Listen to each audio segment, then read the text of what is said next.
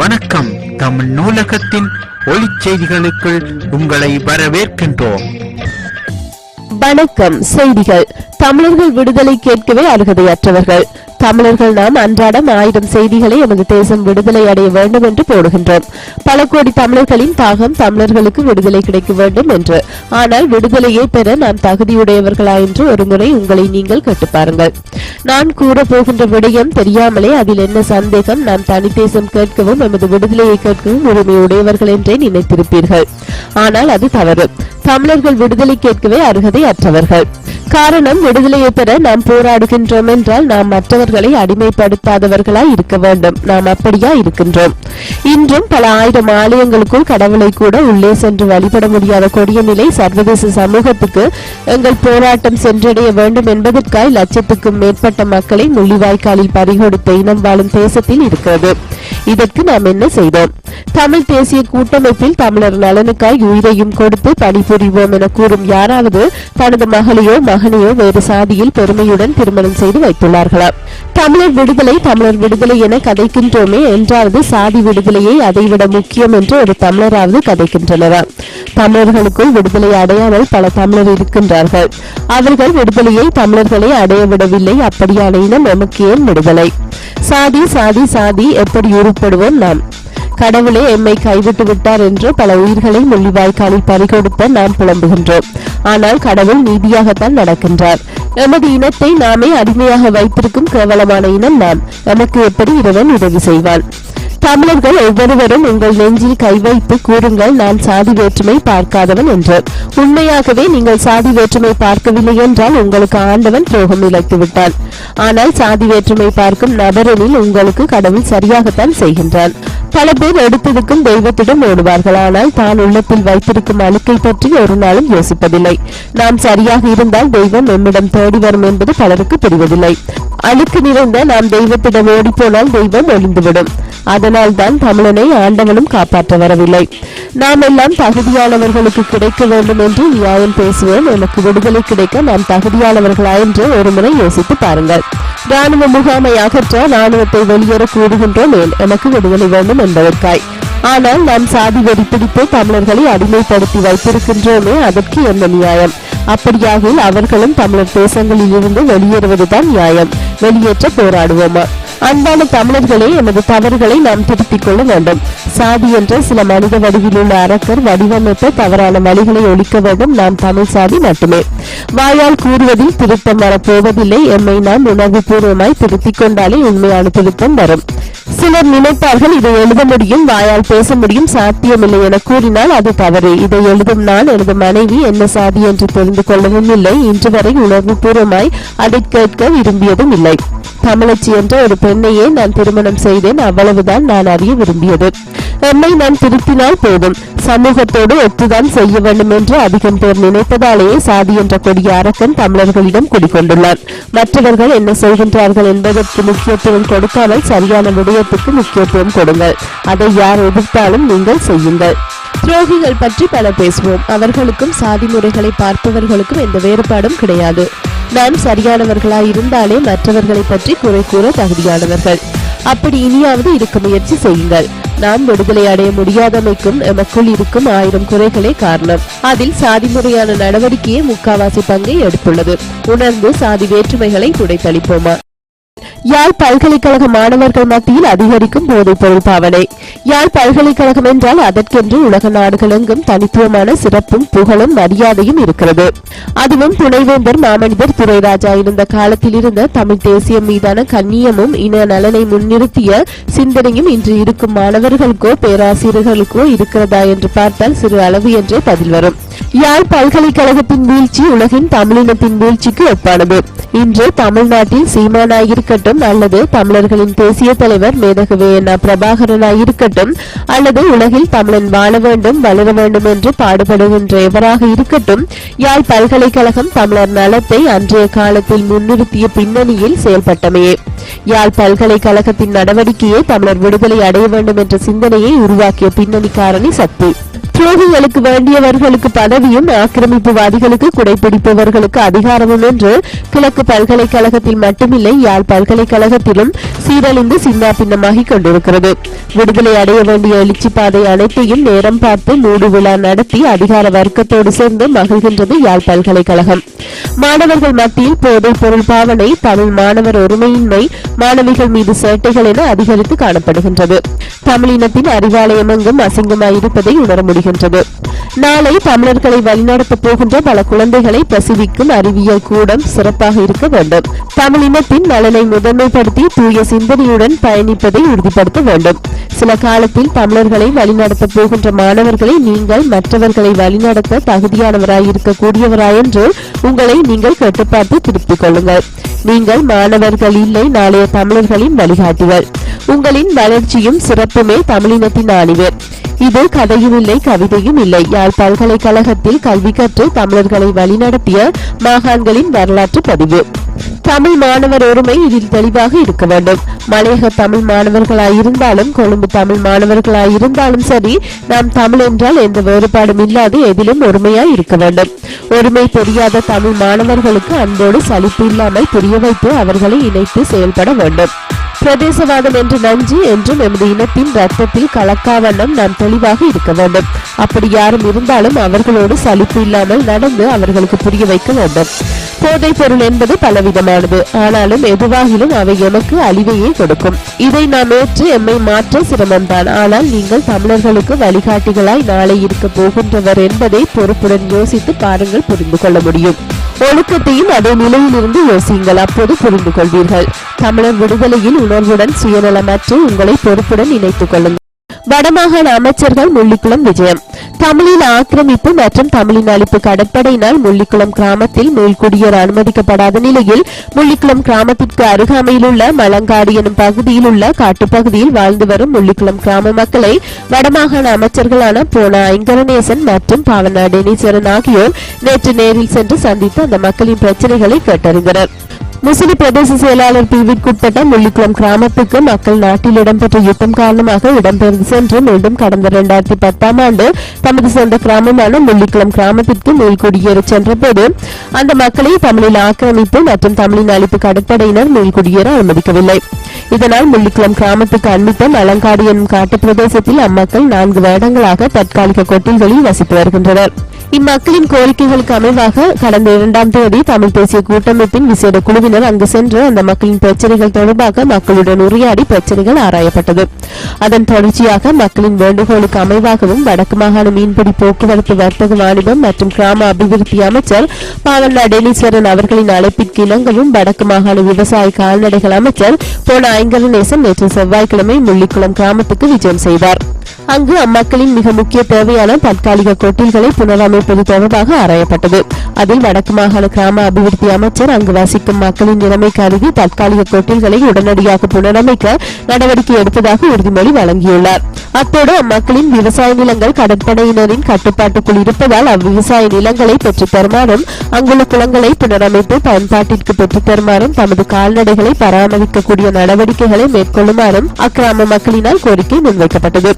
இவ்விடயங்கள் தொடர்பாக முதலமைச்சருடன் கலந்துரையாடி பொருத்தமான நடவடிக்கைகளை மேற்கொள்வதாகவும் மக்கள் தமக்குள் ஒற்றுமையுடன் செயற்பட்டாலே தமது காணிகளை பெற்றுக்கொள்ள முடியும் என்றும் வடக்கு மாகாண அமைச்சர் பாவனா டெனிஸ்வரன் தெரிவித்தார்.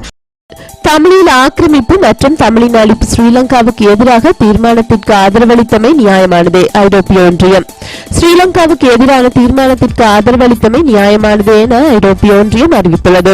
ஐக்கிய நாடுகள் மனித உரிமை பேரவை அமர்வுகளில் ஸ்ரீலங்காவுக்கு எதிராக சுமத்தப்பட்ட குற்றச்சாட்டுகள் மிகவும் பாரதூரமானவை என தெரிவித்துள்ளது. ஸ்ரீலங்கா மற்றும் மாலதீவிற்கான ஐரோப்பிய ஒன்றிய பிரதிநிதி டேவிட் பாலி இதனை தெரிவித்துள்ளார். ஐரோப்பிய தினத்தை முன்னிட்டு கொழும்பில் நடைபெற்ற நிகழ்வு ஒன்றில் பங்கேற்ற போது அவர் இதனை குறிப்பிட்டுள்ளார். ஐரோப்பிய ஒன்றியம் ஸ்ரீலங்காவை நட்பு நாடாகவே பார்க்கின்றது என அவர் சுட்டிக்காட்டியுள்ளார்.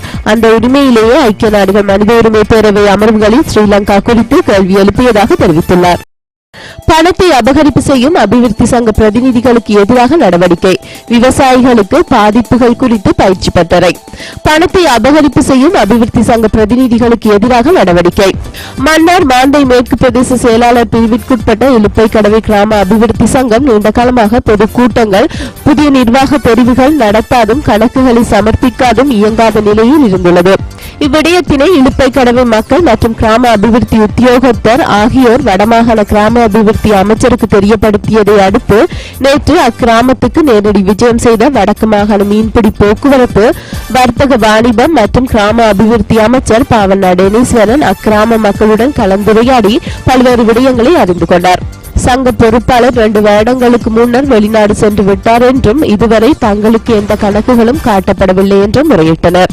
இக்கிராம அபிவிருத்தி சங்கத்தின் நிர்வாகம் நீண்ட காலமாக பொது கூட்டங்களையோ கணக்கறிக்கைகளையோ இக்கிராம மக்களுக்கு சமர்ப்பிக்காது இருந்து வந்ததோடு புதிய நிர்வாகத்தையும் இதுவரை தெரிவு செய்யவில்லை. இதை அறிந்து அக்கிராம அலுவலகரும் கிராம அபிவிருத்தி உத்தியோகத்தரும் பல தடவைகள் முயற்சி செய்தும் பொதுக்கூட்டத்தை நடத்த முடியாமல் போயுள்ளது. பின்னர் இவ்விடயம் அமைச்சரின் கவனத்திற்கு கொண்டுவரப்பட்டது. அதனை அடுத்து அவர் அங்கு நேரில் சென்று மக்களுடன் கலந்துரையாடி பிரச்சனைகளை ஆராய்ந்ததுடன் அபிவிருத்தி தொடர்பாகவும் விளக்கம் அளித்துள்ளார். அத்துடன் இம்மாதம் 25ஆம் தேதி பொதுக்கூட்டத்தை கூட்டி புதிய நிர்வாகத்தை தெரிவு செய்ய கிராம அபிவிருத்தி உத்தியோகத்தரை பணிந்ததுடன் அதற்கு முன்னர் பழைய நிர்வாகத்தின் கணக்குகளை சீர் செய்யுமாறும் கேட்டுக்கொண்டார்.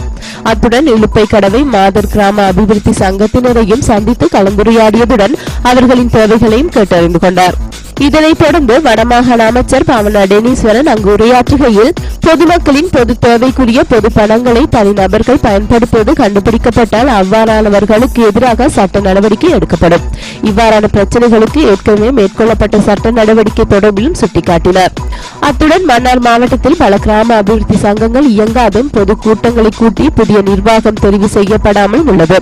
இதேபோன்று வடமாகாணம் முழுவதும் பல சங்கங்கள் காணப்படுகின்றது.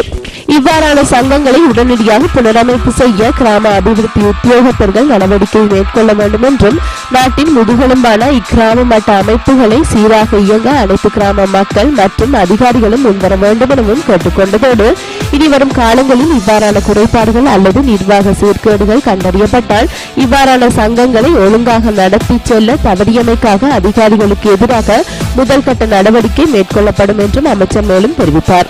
விவசாயிகளுக்கு பாதிப்புகள் குறித்து பயிற்சி பட்டறை. மன்னார் மாவட்டத்தில் வறட்சியால் பாதிக்கப்பட்ட விவசாயிகளின் எதிர்கால நலனை கருத்தில் கொண்டு வறட்சியான சிறுபோகம் 2014 வெற்றிகரமான பயிர்ச்செய்கைக்கான விவசாய தொழில்நுட்ப முறைகள் எனும் தொனிப்பொருளில் நேற்று செவ்வாய்க்கிழமை வண்ணாமோட்டை மாவட்ட விவசாய பயிற்சி நிலையத்தில் பயிற்சி பட்டறை இடம்பெற்றது. மன்னார் மாவட்ட விவசாய திணைக்களத்தின் பிரதி விவசாய பணிப்பாளர் பாவண்ணா அற்புத சந்திரன் தலைமையில் குறித்த பயிற்சி பட்டறை இடம்பெற்றது. இதன்போது பிரதம விருந்தினராக வடமாகாண விவசாய கால்நடைகள் அமைச்சர் போன ஐங்கரநேசன் மற்றும் விருந்தினராக தமிழ் தேசிய கூட்டமைப்பின் வன்னி மாவட்ட பாராளுமன்ற உறுப்பினர் செல்வம் அடைக்கலநாதன் ஆகியோர் கலந்து கொண்டிருந்தனர். இதன்போது நவீன விவசாய முறைகளை விவசாய அமைச்சர் பாராளுமன்ற உறுப்பினர் ஆகியோர் பார்வையிட்டனர். அதனைத் தொடர்ந்து மாவட்ட விவசாய பயிற்சி நிலைய மண்டபத்தில் பயிற்சி பட்டறை இடம்பெற்றது. இதன்போது விவசாயம் தொடர்பிலும் விவசாயிகளின் பிரச்சினைகள் தொடர்பாகவும் விவசாய அமைச்சர் மற்றும் பாராளுமன்ற உறுப்பினர்கள் உரையாற்றினர். குறிப்பாக எதிர்வரும் காலங்களில் எவ்வாறு பிரச்சனைகளை நிவர்த்தி செய்வது என்பது தொடர்பிலும் நவீன தொழில்நுட்ப முறைகளை எவ்வாறு விவசாயிகள் கையாள்வது, அதன் மூலம் விவசாயிகள் உச்ச பயன் அடைவது போன்ற விடயங்கள் ஆராயப்பட்டது. இதன்போது உள்ளூராட்சி மன்றங்களின் தலைவர், உபத்தலைவர், உறுப்பினர்கள் உட்பட நூற்றுக்கணக்கான விவசாயிகளும் கலந்து கொண்டமை குறிப்பிடத்தக்கது. பாஜக ஆட்சிக்கு வந்தால் தமிழகத்தில் 6 மாதங்களில் மதுக்கடைகள் மூட நடவடிக்கை. வைகோ.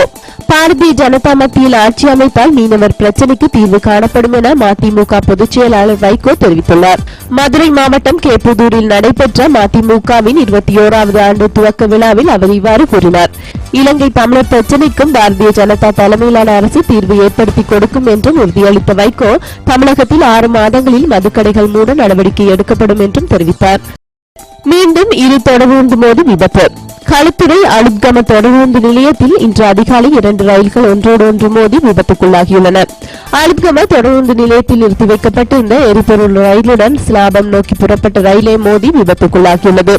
இச்சம்பவம் இன்று அதிகாலை 3:50 மணியளவில் இடம்பெற்றுள்ளது. இச்சம்பவத்தில் தொடர்ந்து சாரதிக்கு சிறு காயங்கள் ஏற்பட்டுள்ளதாகவும் தொடர்ந்து பெட்டிகள் சில தடம் புரண்டுள்ளதாகவும் தொடர்ந்து திணைக்களம் அறிவித்துள்ளது. மேலும் விபத்து காரணமாக தென்கரையோர தொடருந்து சேவைகள் முற்றாக ஸ்தம்பிதமடைந்துள்ளதாக தொடருந்து கட்டுப்பாட்டறை அறிவித்துள்ளது. எரிபொருள் நிரப்பிவிட்டு பணம் வழங்காது சென்ற கொலை சந்தேக நபர்கள். குருநாகலில் தமிழில் ஆக்கிரமிப்பு மற்றும் தமிழின் அழிப்பு ஸ்ரீலங்கா காவல்துறை உறுப்பினர் கொலை சம்பவத்துடன் தொடர்புடைய சந்தேக நபர்கள் நாரம்பல பகுதியில் உள்ள எரிபொருள் நிரப்பு நிலையம் ஒன்றில் எரிபொருள் நிரப்பிவிட்டு பணம் வழங்காது சென்றுள்ளதாக தகவல் வெளியாகியுள்ளது. இந்த சம்பவம் தொடர்பில் சிஐடியினர் மேலதிக விசாரணைகளை ஆரம்பித்துள்ளதாக ஸ்ரீலங்கா காவல்துறை ஊடக பேச்சாளர் சிரேஷ்ட ஸ்ரீலங்கா காவல்துறை அத்தியட்சகர் அஜித் ரோஹன தெரிவித்தார். ஸ்ரீலங்கா காவல்துறை உறுப்பினர் கொலை செய்யப்பட்டமை மற்றும் ஸ்ரீலங்கா காவல்துறை மீது தாக்குதல் நடத்தப்பட்டமை என்பன ஸ்ரீலங்கா காவல்துறைக்கு விடுக்கப்பட்ட சவால் என ஸ்ரீலங்கா காவல்துறை ஊடக பேச்சாளர் சுட்டிக்காட்டியுள்ளார். இதனை எதிர்கொள்வதற்கு காவல்துறை தயார் எனவும் சந்தேக நபர்களுக்கு எதிராக சட்டத்தின் அடிப்படையில் நடவடிக்கை எடுக்கப்படும் எனவும் ரோஹன சுட்டிக்காட்டினார். குருநாகல் ஸ்ரீலங்கா காவல்துறை போக்குவரத்து பிரிவின் உறுப்பினர் சந்தன சம்பத்தின் சடலம் குருநாகல் ரணவன பகுதியிலிருந்து மீட்கப்பட்டதுடன் சம்பவத்தில் காயங்களுடன் தப்பிய ஸ்ரீலங்கா காவல்துறை உறுப்பினர் குருநாகல் போதனா வைத்தியசாலையில் அனுமதிக்கப்பட்டுள்ளார். அனாதை என்று கூறி சாவகச்சேரி சந்தையில் குழந்தையுடன் பிச்சை எடுத்த பெண்ணின் பெற்றோர், கணவன் மற்றும் உறவினர்கள் நீதிமன்றில் தோன்றினர். தன்னை அனாதை என்று கூறி சாவகச்சேரி சந்தையில் குழந்தையுடன் பிச்சை எடுத்தமைக்காக நீதிமன்றால் சிறை தண்டனை விதிக்கப்பட்ட பெண்ணின் பெற்றோர், கணவர், உறவுகள் என பலர் சாவகச்சேரி நீதிமன்றக்கு வந்து குறிப்பிட்ட பெண்ணை பிணையில் விடுவிக்குமாறு கோரினர். கடந்த வெள்ளிக்கிழமை சாவகச்சேரி சந்தையில் குழந்தையுடன் பிச்சை எடுத்ததாக குற்றம் சாட்டி பெண் ஒருவருக்கு எதிராக சாவகச்சேரி தமிழில் ஆக்கிரமிப்பு மற்றும் தமிழின் அழிப்பு ஸ்ரீலங்கா காவல்துறை நீதிமன்றில் வழக்கு தாக்கல் செய்தனர். வழக்கு விசாரணைக்கு எடுக்கப்பட்ட போது அந்த பெண் தனக்கு உறவுகள் என்று சொல்வதற்கு குழந்தையை தவிர வேறொருவரும் இல்லை என்று நீதிமன்றில் கூறினார். அதனை அடுத்து குழந்தையுடன் பிச்சை எடுத்த குற்றத்துக்காக 2 வாரங்கள் சாதாரண சிறை தண்டனை விதித்ததுடன் தண்டனை காலம் முடிவடைந்ததும் அப்பெண்ணை வவுனியாவில் உள்ள பராமரிப்பு நிலையத்தில் தங்க வைக்குமாறு உத்தரவிட்டார். குறித்த செய்தி பத்திரிகையில் வெளியானதை அடுத்து பெண்ணின் பெற்றோர், கணவன் மற்றும் உறவினர்கள் நேற்று காலை நீதிமன்றக்கு வந்து பெண்ணையும் குழந்தையும் தம்மிடம் ஒப்படைக்குமாறு சட்டத்தரணி மூலம் கோரிக்கை விடுத்தனர். நீதிமன்றால் ஏற்கனவே தண்டனை வழங்கப்பட்டுள்ளதால் தண்டனை காலம் முடியும் வரை அது குறித்து பரிசீலிக்க முடியாது என கூறி நீதிவான் அவர்களது கோரிக்கையை தள்ளுபடி செய்தார். தமிழர்களை கொழும்பு பகுதிகளில் இருந்து வெளியேற்ற மீண்டும் ஒரு ஆடி 83 கலவரம் நடக்கலாம். கடந்த காலங்களில் தமிழீழ பகுதிகளில் தமிழீழ ஆக்கிரமிப்பு மற்றும் தமிழின் அழிப்பு ஸ்ரீலங்கா அரசினால் மேற்கொள்ளப்பட்ட பொருளாதார தடை, விமான தாக்குதல், எரிகணை தாக்குதல், பாலியல் வன்முறைகள் என பலவிதமான அட்டூழியங்களை தமிழர்கள் மீது ஸ்ரீலங்கா ராணுவம் அரங்கேற்றியதால் தமது சொந்த நிலங்களை கைவிட்டு கொழும்பு பகுதிகளில் அதிகம் தமிழர்கள் குடியேறினார்கள். கொழும்பு பகுதிகளில் அதிகரித்திருக்கும் தமிழர்களின் விகிதாசார வளர்ச்சியால் ஸ்ரீலங்கா அரசும் இனவிரோத சக்திகளும் தமிழர்களையும் முஸ்லிம் மதத்தை பின்பற்றும் தமிழர்களையும் அங்கிருந்து வெளியேற்றுவதற்கு திட்டமிட்டு வருவதாகவும் அறிய கிடைக்கின்றது. இதில் ஒரு அங்கமாகவே கொழும்பு பகுதிக்கு வெளியில் குடியிருப்புகள் அமைத்து பல தமிழ் குடும்பங்களை அங்கு நகர்த்தும் பின்னணி ஒன்று நடந்து வருவது யாவரும் அறிந்ததே. ஆனாலும் வசதி படைத்த தமிழர்களையும் அங்கிருந்து வெளியேற்ற வேண்டும் என்று சிங்கள தீவிரவாத அமைப்புகளும் ஸ்ரீலங்கா அரசும் சேர்ந்து முயற்சி செய்யலாம் என அறிய கிடைக்கின்றது. மீண்டும் ஒரு ஆடி 83 கலவரம் போல் ஒரு நாடகம் நடக்கவும் வாய்ப்பிருப்பதாக ஆய்வாளர் சிலர் கருதுகின்றனர். சிலர் அதற்கான சாத்தியம் இல்லாவிட்டாலும் கொழும்பு பகுதியில் நடந்த குண்டுவெடிப்புகளை அப்பாவி தமிழர்கள் மீது பொறுத்து 2007 ஆண்டு பேருந்தில் வவுனியா கொண்டு சென்று விட்டதை மாதிரியான நடவடிக்கை நடைபெறலாம் என சந்தேகம் வெளியிட்டுள்ளனர். மீண்டும் ஒரு பலம் மிக்க கோபி நாடகம் கொழும்பு பகுதிகளிலும் நடைபெறும் வாய்ப்பிருக்கிறது. தமிழர்களை வெளியேற்ற காரணங்களை சோடிப்பதற்கு சிங்களவர்களோடு இணைந்து வாழ துடிக்கும் சில தமிழ் மேதாவிகளை மட்டும் கொழும்பில் குடியிருத்தினால் மகிழ்ச்சியாய் இருப்பார்கள் என நான் நினைக்கின்றேன். நீங்கள் என்ன நினைக்கின்றீர்கள்? இலங்கை தீவு பூராகவும் போதைப் பொருள் வியாபாரத்தில் முஸ்லிம் மதத்தவர்களே அதிகம் ஈடுபடுகின்றனர்.